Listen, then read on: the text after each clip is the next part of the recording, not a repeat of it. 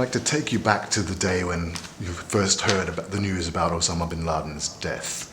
How did you feel? What was your immediate reaction to that? Well, the initial feeling was that it's a success for the intelligence services.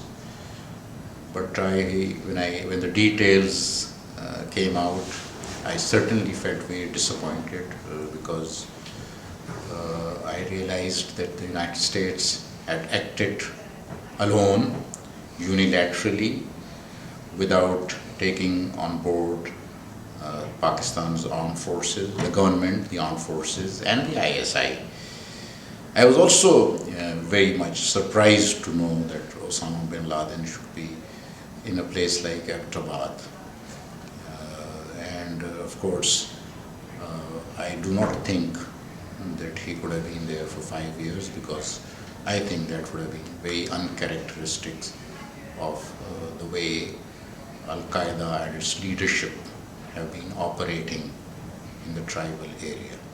Do you think if he had been there for so long, it's conceivable he could have hidden away without the ISI knowing? Is that another reason you doubt he was there for a long time? Oh, I think if he had been there for that long, he should have been located,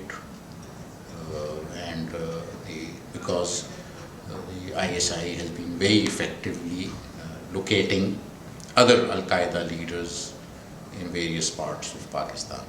And what would you say to those people who accuse Pakistan of playing a double game? Well, this is, I think, aimed at depriving us of the benefits of the enormous sacrifice and contribution that Pakistan has made in the war on terror.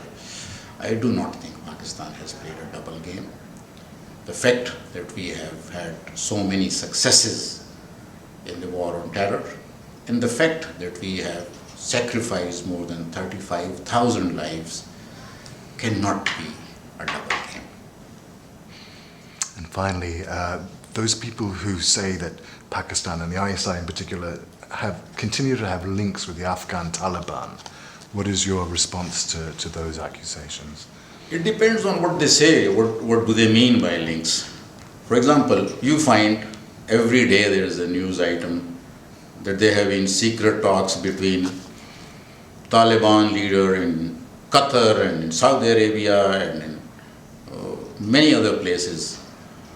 If by links you mean some engagement, some discussions, some dialogue, some efforts to promote a solution, then there's nothing wrong with that. Why is it only wrong for the ISI, whereas everybody else is reaching out and trying to have talks about talks or contact with the Taliban and their various people?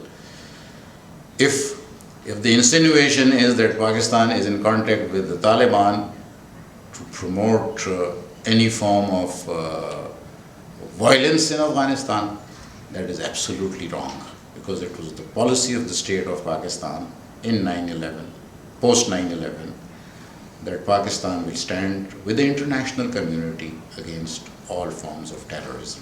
How do you feel the media, the Western media in particular, has fared in its coverage of Pakistan post 9/11? And would you have a message to journalists trying to do a really good, thorough job of covering what is essentially a fairly complicated story? Our experience in Pakistan is that the coverage has not really based on the correct perspective. Things are not seen in perspective. And the coverage has been, of course, we understand why, been entirely reflecting the Western perception of the situation in Pakistan. The Pakistani perceptions, the Pakistani perspectives tend to get ignored. My suggestion would be that we are the ones who are facing the brunt. We are the biggest victim. 9/11 had 3,000 casualties. Pakistan has had 35,000 casualties since then.